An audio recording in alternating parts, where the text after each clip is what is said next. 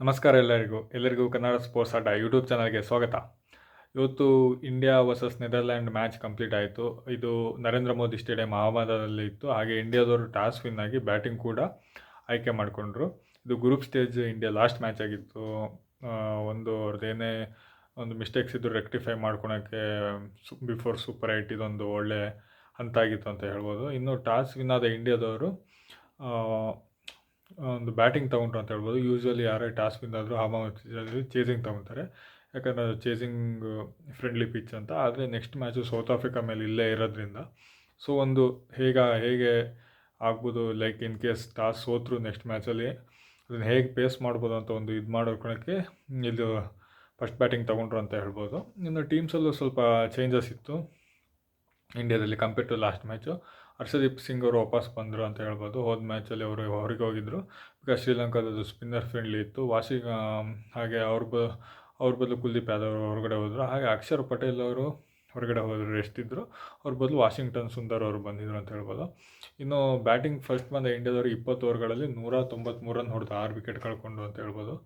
ಓವರಾಲಾಗಿ compare ಮಾಡಿದ್ರೆ 4 ಮ್ಯಾಚಲ್ಲಿ ಪಾಕಿಸ್ತಾನದ ಮೇಲೆ ಬಿಟ್ಟರೆ ಇಂಡಿಯಾದವರು ಉಳಿದ 3 ಟೀಮ್ ಮೇಲೆ, ಅಸೋಸಿಯೇಟ್ ಟೀಮ್ ಮೇಲೆ ಅಷ್ಟೊಂದು ಚೆನ್ನಾಗಿ ಆಡಿಲ್ಲ ಅಂತ ಹೇಳ್ಬೋದು.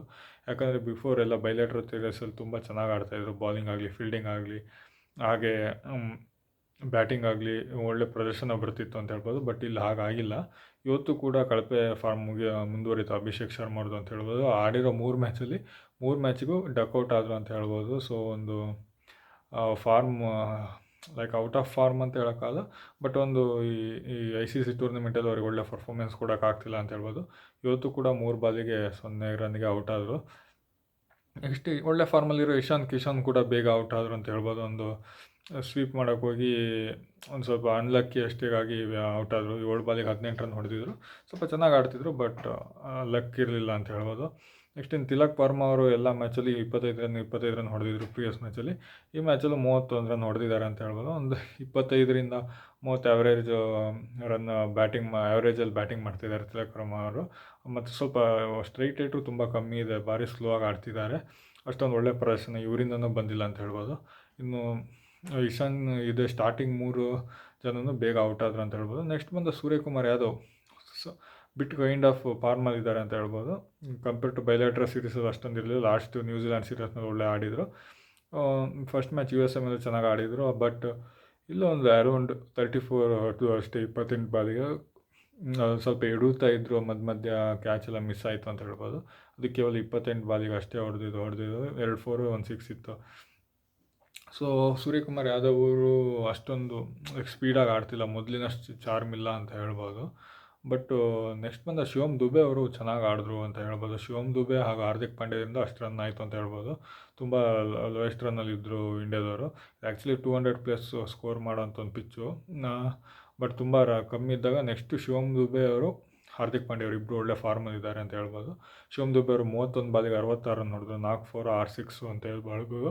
ಒಳ್ಳೊಳ್ಳೆ ಶಾಟ್ಗಳನ್ನು ಕೂಡ ಹೊಡೆದ್ರು, ಹಾಗೆ ಲಾಂಗೆಸ್ಟ್ 6 ಎಲ್ಲ ಹೊಡೆದ್ರು ಅಂತ ಹೇಳ್ಬೋದು. ಇನ್ನು ಹಾರ್ದಿಕ್ ಪಾಂಡ್ಯ ಅವರು 21 ಬಾಲಿಗೆ 30 ರನ್ ಅಂತ ಹೊಡೆದ್ರು ಅಂತ ಹೇಳ್ಬೋದು. ಕೊನೆಯಲ್ಲಿ ಬಂದ ರಿಂಕು ಸಿಂಗ್ ಅವರು 3 ಬಾಲಿಗೆ 6 ರನ್ ಹೊಡೆದ್ರು, 1 6 ಆಯಿತು ಅಂತ ಹೇಳ್ಬೋದು. ಓವರಾಲ್ ಆಗಿ ನೋಡಿದ್ರೆ ಎಡುತ್ತಾನೆ ಇದ್ದಾರೆ ಅಂತ ಹೇಳ್ಬೋದು ಇಂಡಿಯಾದವರು. But somehow they are managing to score 180+ runs ಅಂತ ಹೇಳ್ಬೋದು. ಒಬ್ಬರು ಪರ್ಫಾರ್ಮ್ ಮಾಡ್ತಾ ಇದ್ದಾರೆ. ಸೊ ಶಿವಮ್ ದುಬೆ ಅವರು ಒಂದು performance man of the match ಸಿಕ್ತು ಅಂತ ಹೇಳ್ಬೋದು. ಸೊ ಡಿಫ್ರೆಂಟ್ ಪರ್ಸನಿಗೆ ಮ್ಯಾನ್ ಆಫ್ ದ ಮ್ಯಾಚ್ ಸಿಗ್ತಾ ಇದೆ ಅಂದರೆ ಆ ಟೀಮಲ್ಲಿ ಒಬ್ಬರು ಆಡ್ತಿದ್ದಾರೆ ಅಂತ. Like for example first match Suryakumar ಯಾದವ್ಗೆ ಸಿಕ್ತು, ಸೆಕೆಂಡ್ ಮ್ಯಾಚ್ ಹಾರ್ದಿಕ್ ಪಾಂಡ್ಯ ಅವರ ಆಲ್ರೌಂಡರ್ ಪರ್ಫಾರ್ಮೆನ್ಸಿಗೆ ಸಿಕ್ತು, ನೆಕ್ಸ್ಟ್ ಮ್ಯಾಚು ಇಶಾನ್ ಕಿಶನ್ ಅವರಿಗೆ ಸಿಕ್ತು, ಈ ಮ್ಯಾಚಲ್ಲಿ ಶಿವಮ್ ದುಬೆ ಅವರಿಗೆ ಸಿಕ್ತು. ಅದನ್ನು ಕೂಡ ಸೂರ್ಯಕುಮಾರ್ ಯಾದವ್ ಅವರು ಟಾಸ್ ವಿನ್ ಆದಾಗ ಹೇಳಿದ್ರು. ಸೊ ಓವರಾಲಾಗಿ ಹೀಗಿತ್ತು ಇಂಡಿಯಾದ ಬ್ಯಾಟಿಂಗ್ ಪರ್ಫಾರ್ಮೆನ್ಸ್ ಅಂತ ಹೇಳ್ಬೋದು. ಬಾಲರ್ಸ್ಗಳಿಗೂ ಸ್ವಲ್ಪ ಮ್ಯಾನ್ ಆಫ್ ದ ಮ್ಯಾಚ್ ತೊಗೊಂಡ್ರೆ ಅವಾಗ ಒಳ್ಳೆ ಟೀಮ್ ಬ್ಯಾಲೆನ್ಸ್ ಆಗಿರತ್ತೆ ಅಂತ ಹೇಳ್ಬೋದು. ಆರ್ಯನ್ ದತ್ತನ್ ಅವರು ನೆದರ್ಲ್ಯಾಂಡರು 4 ಓವರಿಗೆ 19 ರನ್ ಕೊಟ್ಟು 2 ವಿಕೆಟ್ ತೊಗೊಂಡ್ರು. ಒಳ್ಳೆ ಬಾಲಿಂಗ್ ಕೂಡ ಮಾಡಿದ್ರು. ಒಳ್ಳೆ ಅವ್ರದ್ದು ಎಕಾನಮಿಕಲ್ ಆಗಿ ಬಾಲಿಂಗ್ ಮಾಡ್ತಾರೆ ಎಲ್ಲ ಮ್ಯಾಚಲ್ಲಿ ಅಂತಲೇ ಹೇಳ್ಬೋದು. ಲೋಗನ್ ವೆಗ್ಬೀಕ್ ಅವರು 3 ವಿಕೆಟ್ ತೊಗೊಂಡ್ರು, ಹಾಗೆ ಕೇಲಿನ್ ಅವರು 1 ವಿಕೆಟ್ ತೊಗೊಂಡ್ರು ಅಂತ ಹೇಳ್ಬೋದು. ಇನ್ನು ಒಳ್ಳೆ ಪಾರ್ಟ್ನರ್ಶಿಪ್ ಬಂದಿದೆ ಶಿವಮ್ ದುಬೆ ಹಾಗೆ ಹಾರ್ದಿಕ್ ಪಾಂಡ್ಯದ 70 ರನ್ ಬಂತು 35 ಬಾಲಿಗೆ, ಒಂದು ಒಳ್ಳೆ ಪಾರ್ಟ್ನರ್ಶಿಪ್ ಅಂತ ಹೇಳ್ಬೋದು. ಇನ್ನು ನೆದರ್ಲ್ಯಾಂಡ್ಸ್ ಅವರು ಒಂದು ಉತ್ತಮ ಪೈಪೋಟಿನ ಕೊಟ್ಟರು ಅಂತ ಹೇಳ್ಬೋದು. ಯಾಕಂದರೆ 20 ಓವರ್ಗಳಲ್ಲಿ 7 ಕಳ್ಕೊಂಡು 176 ರನ್ ಹೊಡೆದ್ರು. ಈ ಇಂಡಿಯಾದವರು 193 ಹೊಡೆದ್ರು, ಕೇವಲ 17 ರನ್ನಿಂದ ಅಷ್ಟೇ ವಿನ್ ಆಗಿದ್ದು. ಸೊ ನೆದರ್ಲ್ಯಾಂಡು ಒಳ್ಳೆ ಫೈಟ್ ಕೊಟ್ಟರು ಅಂತ ಹೇಳ್ಬೋದು. ಫಸ್ಟ್ 4 ಜನ ಬ್ಯಾಟ್ಸ್ಮನ್ ಒಂದು ಒಂದು ಓಕೆ ಸ್ಕೋರ್ ಮಾಡೋದು ಅಂತ ಹೇಳ್ಬೋದು. ಲೈಕ್ ಲೆವಿಟೋರ್ 24, ಮೆಕ್ಡೊನತ್ 20, ಲಿಡೆ ಅವರು 33, ಅಕರ್ಮ್ಯಾನ್ ಅವರು 23 ಹೊಡೆದ್ರು. ನೆಕ್ಸ್ಟ್ ಕ್ಯಾಪ್ಟನ್ ಎಡ್ವರ್ಡ್ಸ್ ಅವರು 15 ರನ್, ಕ್ಯಾಚೆಟ್ ಅವರು 26, ಕಾರ್ಸ್ ಅವರು 25 ರನ್ ಹೊಡೆದ್ರು ಅಂತ ಹೇಳ್ಬೋದು. ಎಲ್ಲ ಒಂದು ಎವರೇಜ್ ಓಕೆ ಬ್ಯಾಟಿಂಗ್ ಪ್ರದರ್ಶನದಿಂದ ಅವರು ಒಂದು 176 ರನ್ ಹೊಡೆಯೋಕ್ಕೆ ಸಾಧ್ಯ ಆಯಿತು ಅಂತ ಹೇಳ್ಬೋದು. ಇನ್ನು ಬಾಲಿಂಗ್ ವಿಷಯಕ್ಕೆ ಬಂದರೆ ಹರ್ಷದೀಪ್ ಅವರು 3 ಓವರಿಗೆ 22 ಕೊಟ್ಟರು. ಓಕೆ ಬ್ಯಾಲಿಂಗ್, ಎಕನಾಮಿಕಲ್ ಬ್ಯಾಲಿಂಗ್ ಅಂತ ಹೇಳ್ಬೋದು. ಜಸ್ಪ್ರೀತ್ ಬುಮ್ರಾ ಅವರು 3 ಓವರಿಗೆ 17, 1 ವಿಕೆಟ್, ಎಕನಾಮಿಕಲ್ ಬಾಲಿಂಗ್ ಅಂತ ಹೇಳ್ಬೋದು. ಬಟ್ ವಾಷಿಂಗ್ಟನ್ ಸುಂದರಿಗೆ ಒಂದು ಚಾನ್ಸ್ ಸಿಕ್ಕಿತ್ತು, ಫಸ್ಟ್ ವರ್ಲ್ಡ್ ಕಪ್ ಮ್ಯಾಚ್ ಆಗಿತ್ತು, ಆದರೆ ಸ್ವಲ್ಪ ಎಕ್ಸ್ಪೆನ್ಸಿವ್ ಆದರೆ 4 ಓವರಿಗೆ 36 ರನ್ ಕೊಟ್ಟರು. ಇನ್ನು ವರುಣ್ ಚಕ್ರವರ್ತಿ ಆ್ಯಸ್ ಯೂಶುವಲ್ ವಿಕೆಟ್ ಟೇಕರ್ ಅಂತಲೇ ಹೇಳ್ಬೋದು. ಇಂಡಿಯಾ ಲೈಕ್ ಆಪೋಸಿಟ್ ಟೀಮ್ ಒಳ್ಳೆ ಸ್ಕೋರ್ ಮಾಡ್ತಿರೋ ಒಂದು ವಿಕೆಟ್ ತೊಗೊತಾ ಇದ್ದಾರೆ. ಸೊ 3 ಓವರಿಗೆ 14 ರನ್ ಕೊಟ್ಟು 3 ವಿಕೆಟ್ ತೊಗೊಂಡ್ರು. ಅದೊಂದು ಒಳ್ಳೆ ಬಾಲಿಂಗ್ ಕೂಡ ಆಗಿತ್ತು. ಲೈಕ್ ಪಾರ್ಟ್ನರ್ಶಿಪ್ ಬ್ರೇಕ್ ಮಾಡ್ತಾಯಿದ್ದಾರೆ ಅಂತ ಹೇಳ್ಬೋದು. ಇನ್ನು ಬ್ಯಾಕ್ ಟು ಬ್ಯಾಕ್ ವಿಕೆಟ್ ಕೂಡ ತೊಗೊಂಡ್ರು, ಹೋದ ಮ್ಯಾಚಲ್ಲಿ ಕೂಡ ತೊಗೊಂಡ್ರು ಅಂತ ಹೇಳ್ಬೋದು. ಒಂದು ಹ್ಯಾಟ್ರಿಕ್ ವಿಕೆಟ್ನ ನಿರೀಕ್ಷೆಯಲ್ಲಿತ್ತು ಹೋದ ಮ್ಯಾಚು ಈ ಮ್ಯಾಚ್ ಎರಡೂ ಕೂಡ. ಹಾರ್ದಿಕ್ ಪಾಂಡ್ಯ ಅವರು ಸ್ವಲ್ಪ ವಿಕೆಟ್ ತೊಗೊತಾರೆ, ಆದರೆ ಎಕ್ಸ್ಪೆನ್ಸಿವ್ ಆಗ್ತಿದ್ದಾರೆ ಅಂತ ಹೇಳ್ಬೋದು. 3 ಓವರಿಗೆ 40 ರನ್ ಕೊಟ್ಟು 1 ವಿಕೆಟ್ ತೊಗೊಂಡ್ರು. ಅಭಿಷೇಕ್ ಶರ್ಮಾ ಅವರಿಗೆ 1 ಓವರ್ ಕೊಟ್ಟರು ನೋಡು, ಅದಕ್ಕೆ ಕೇವಲ 1 ಓವರಿಗೆ 10 ರನ್ ಕೊಟ್ಟರು. ಶಿವಮ್ ದುಬೆ ಅವರು 3 ಓವರಿಗೆ 35 ರನ್ ಕೊಟ್ಟು ಆದರೆ 2 ವಿಕೆಟ್ ತೊಗೊಂಡ್ರು ಅಂತ ಹೇಳ್ಬೋದು. ಸ್ವಲ್ಪ ಎಕ್ಸ್ಪೆನ್ಸಿವ್ ಆದರೆ ಎಲ್ಲ ಪಾರ್ಟ್ ಟೈಮ್ ಬಾಲರ್ಸ್ ಅಂತ ಹೇಳ್ಬೋದು. ಆದರೆ ಇಂಡಿಯಾ ಟೀಮ್ ಅವರು ಸ್ವಲ್ಪ ಟ್ರಯಲ್ ಆ್ಯಂಡ್ ಎರರ್ ಚೆಕ್ ಮಾಡ್ತಾಯಿದ್ರು, ಯಾರಿಗೆ ಕೊಟ್ಟರೆ ಹೇಗಾಗ್ಬೋದು ಹೇಗೆ ಅಂತ ಎಲ್ಲ ಚೆಕ್ ಮಾಡ್ತಿದ್ರು. ಹಾಗೇನು ಸ್ವಲ್ಪ ರನ್ ಲೀಕ್ ಆಯಿತು. ಕರೆಕ್ಟಾಗಿ ಆಡಿದರೆ ಇನ್ನೂ ಸ್ವಲ್ಪ ಕಂಟ್ರೋಲಾಗಿ ಮಾಡ್ತಿದ್ರು ಅಂತ ಹೇಳ್ಬೋದು. ಇನ್ನು ಫೀಲ್ಡಿಂಗ್ ವಿಷಯಕ್ಕೆ ಬಂದರೆ ರಿಂಕು ಸಿಂಗ್ ಒಳ್ಳೆ ಫೀಲ್ಡಿಂಗ್ ಮಾಡ್ತಿದ್ದಾರೆ. ಬಟ್ ಅದು ಬೇರೆಯವರು ಅಷ್ಟೊಂದು ಚೆನ್ನಾಗಿ ಫೀಲ್ಡಿಂಗ್ ಮಾಡ್ತಿಲ್ಲ ಅಂತ ಹೇಳ್ಬೋದು. ತುಂಬ ಕ್ಯಾಚ್ಗಳು ಮಿಸ್ ಆಯಿತು. ಲಾಸ್ಟಿಗೆ ಸೂರ್ಯಕುಮಾರ್ ಯಾದವ್, ರಿಂಕು ಸಿಂಗ್ ಒಂದು ಮಿಸ್ ಆಗಿ ಕ್ಯಾಚ್ ಆಯಿತು. ತಿಲಕ್ ವರ್ಮಾ ಅವರು ಒಂದು ಕ್ಯಾಚ್ ಬಿಟ್ಟರು ಅಂತ ಹೇಳ್ಬೋದು. ಇನ್ನು ಅವ್ರ ಕಡೆ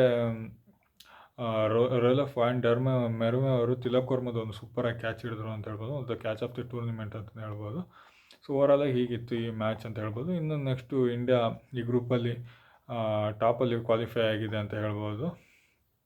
ಗ್ರೂಪ್ ಎಯಲ್ಲಿ 4-4 ವಿನ್ ಆಗಿ 8 ಪಾಯಿಂಟ್ಸ್ ತೊಗೊಂಡಿದ್ದಾರೆ. ಪ್ಲಸ್ 2.500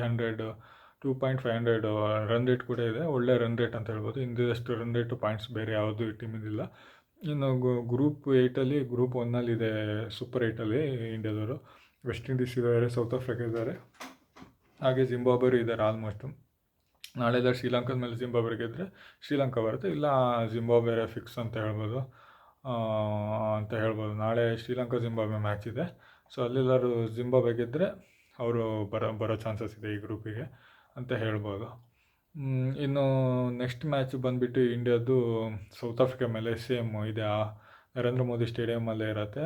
ಫೆಬ್ರವರಿ 22ನೇ ತಾರೀಕಿದೆ ಅಂತ ಹೇಳ್ಬೋದು. ಒಂದೊಳ್ಳೆ ಮ್ಯಾಚ್ ಅಂತಲೇ ಹೇಳ್ಬೋದು. ಸೌತ್ ಆಫ್ರಿಕಾದವರು ಒಳ್ಳೆ ಫಾರ್ಮಲ್ಲಿದ್ದಾರೆ. ಇನ್ನು ಜಿಂಬಾಬ್ವೆ ವೆಸ್ಟ್ ಇಂಡೀಸ್ ಒಳ್ಳೆ ಫಾರ್ಮಲ್ಲಿದ್ದಾರೆ.